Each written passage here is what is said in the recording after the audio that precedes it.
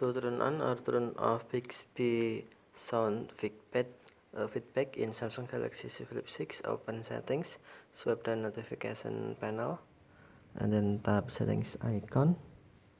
Scroll down settings screen, find advanced features, and then tap advanced features. Next, tap Bixby, and then tap Bixby feedback.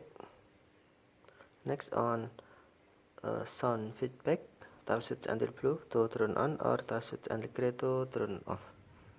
Play a sound when Bixby start and stop listening. Okay, tap switch until blue to turn on or tap switch until gray to turn off.